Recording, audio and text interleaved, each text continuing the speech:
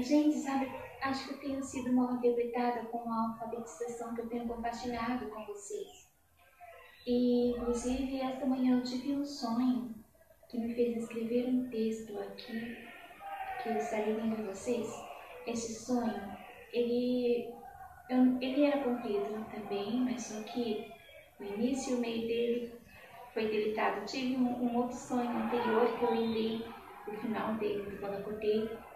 Mas só que era madrugada, eu não levantei para escrever, eu deveria ter me levantado e escrito. Mas como eu não levantei, eu esqueci também por completo. E esse segundo sonho, eu lembrei o final dele e o que me deu a entender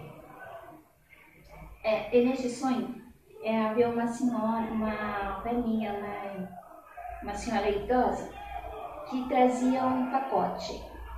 E deixava sobre um balcão um pacote para ser recebido, né? E esse pacote era referente ao alfabeto. Quando ia passando um homem por perto dessa velhinha, ela agarrou o pescoço do homem e falou no ouvido dele: detona. Depois que ela falou isso, na próxima parte seguinte do sonho, apareceu tudo escuro, assim, tudo queimado, uma sala toda queimada e um buraco na parede. Do outro lado havia luz do dia. E ela estava saindo, uma senhora robusta, forte, e ela estava saindo, né, toda animada por dessa sala escura, parecia que estava queimada e saindo por esse buraco. Isso eu acordei. Então, o que eu entendo é que eu tenho sido mal interpretada com essa minha intenção de compartilhar o alfabeto com vocês. E eu acho que a gente deve refletir bastante sobre o ser humano, o que o ser humano é. O ser humano é um ser pensante, é um ser pensante social. Se ele é um ser pensante social, ele é livre para compartilhar, mas não é o que deve ser dependente.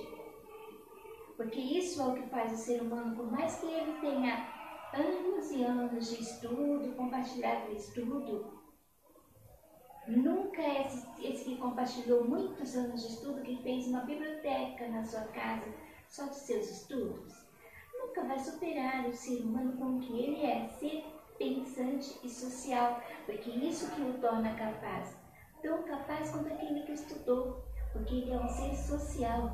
Se ele é um ser social, ele é tão capaz quanto qualquer um outro.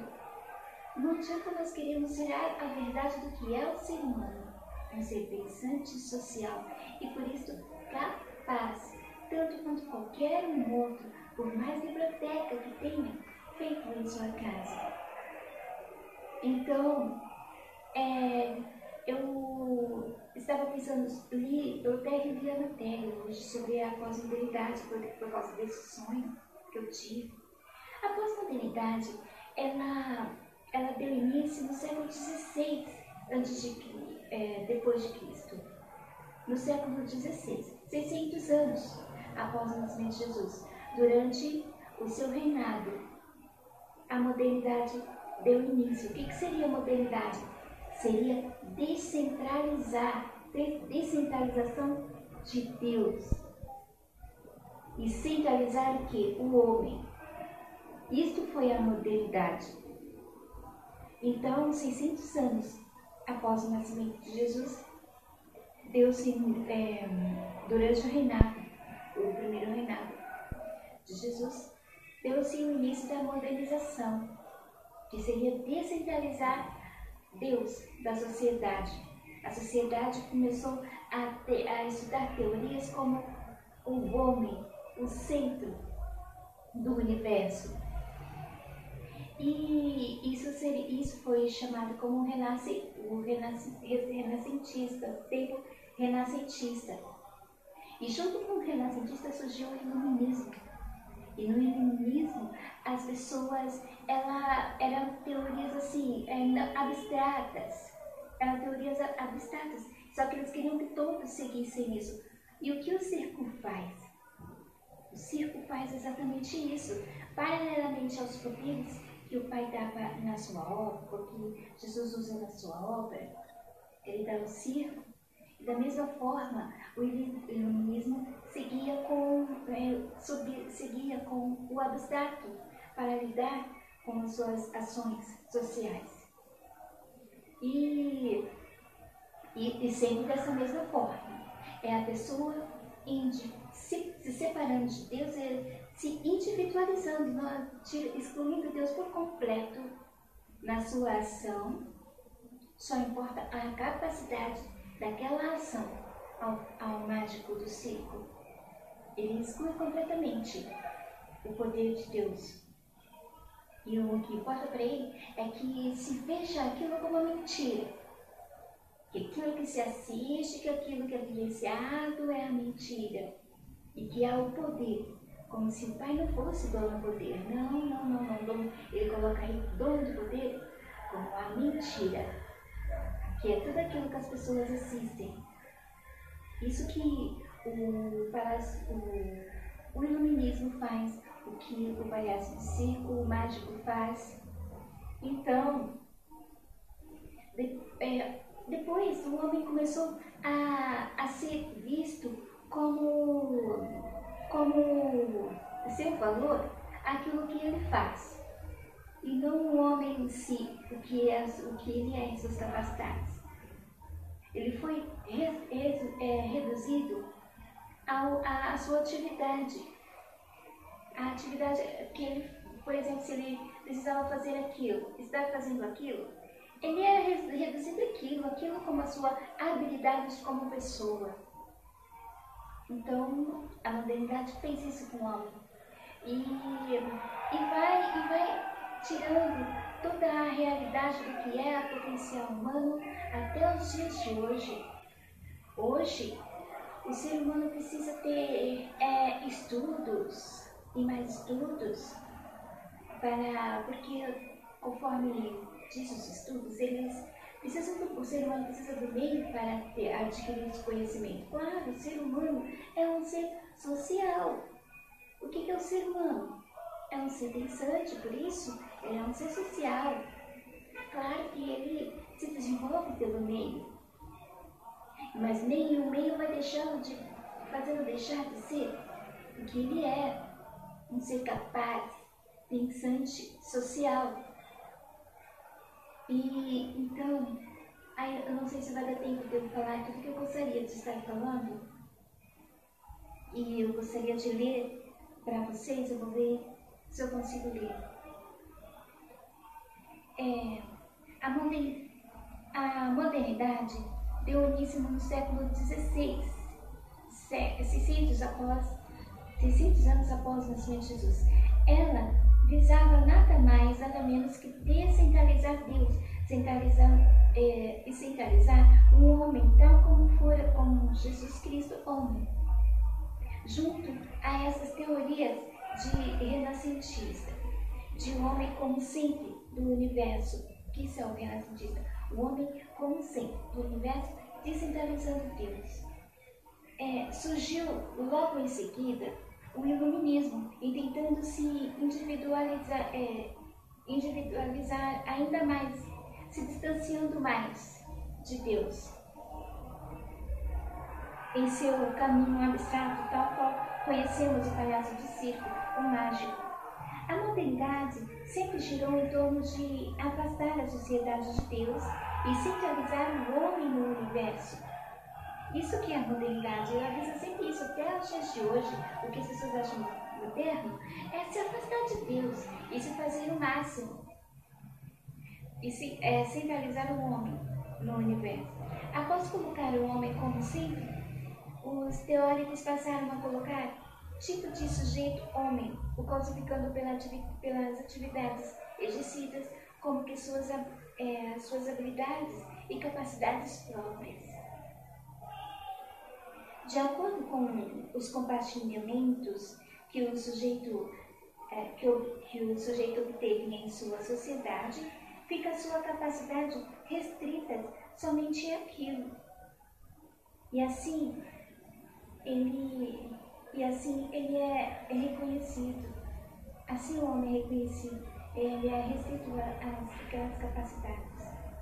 O sujeito que está reconhecido como um ser pensante, o qual é chamado de sujeito cartesiano, porque antigamente o homem era chamado por Descartes, né, de sujeito cartesiano, porque era um ser pensante.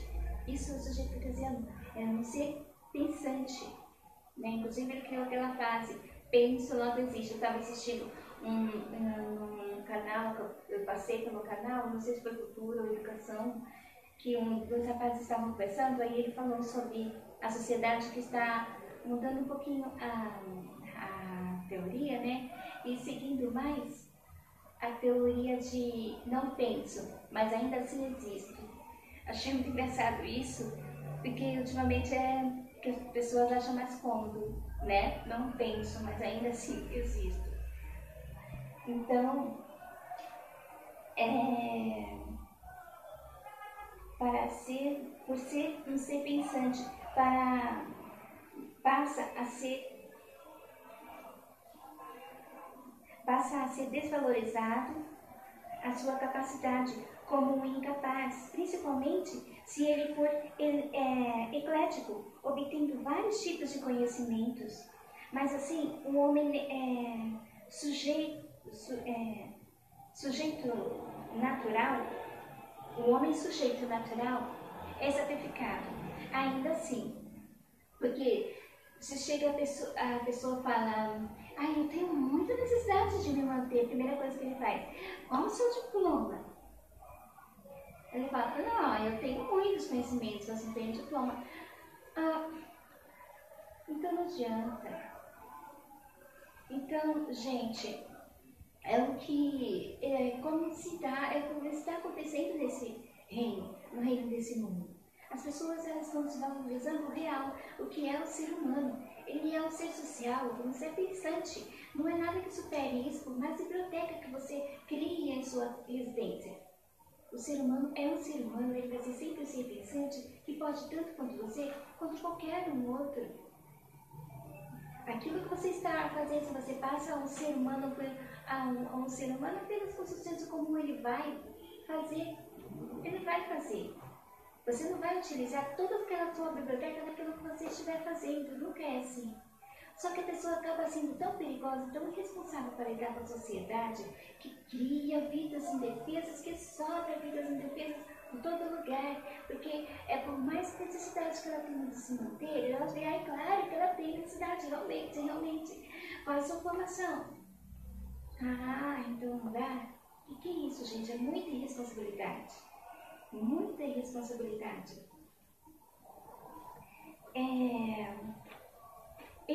Antigamente, eu via o estudo como um anticristo. Para mim, antigamente, o estudo era um anticristo. Sabe? Justamente por isso. Porque as pessoas elas apresentavam as suas necessidades e o que as pessoas faziam. Claro, você tem necessidade de se manter sim. Qual é a sua formação? Não, você não tem formação nenhuma. Isso eu acho ridículo demais, gente. É muito irresponsável isso, para lidar com vida. É muito irresponsável, sabe? Eu chegava a pensar que estudo era o próprio de Cristo, mas ele é apenas o instrumento para sacrificar o homem sujeito natural e desvalorizando como um ser pensante social e por isso capaz, como qualquer outro. A realidade sempre será esta, ainda que o anticristo procure retirar todo o crédito do homem natural, do homem que Deus criou, pensante, social e capaz. A realidade sempre será esta. Nunca devemos deixar de ser pensante a ponto de perder a capacidade de sermos sensatos, produzindo vidas indefesas por incapacidade de pensar, aceitando o ser pensante e suas capacidades. E este este é o reino, é o reinado sobre o domínio de Jesus. Vence o primeiro milênio, que o Pai o deu para reinar, e o segundo, que seria o mesmo Deus, conforme diz Apocalipse, que seria esse segundo milênio. Então, nesses 2 milênios sobre o reinado de Jesus, foi o que a sociedade registrou, o que foi registrado na sociedade, de ação que a sociedade, no geral, viveu. Então, gente, vamos prestar bastante atenção nesse trono que nós damos. Basta de colocar o falso falso profeta no trono por ter rejeitado a obediência a Deus. Vamos pensar bem, porque Jesus veio a nós, o Pai enviou a nós para alegremente, assim como até os anjos festejaram, ter a salvação, libertar o sangue, a vida gato, o mundo de seus males. E não para se tornar um falso profeta e retirar, destituir o Pai do trono e criar todo esse reino que criou, registrado na história social. Eu amanheci lembrando de mim, eu gostaria cantando agora para encerrar. Eu cantava esse hino, eu ouvia bastante esse hino quando era criança, e é mais ou menos assim, eu não me lembro muito bem. Estou confiando, Senhor, em ti. Tu és fiel, Senhor, fiel a mim. Ainda que as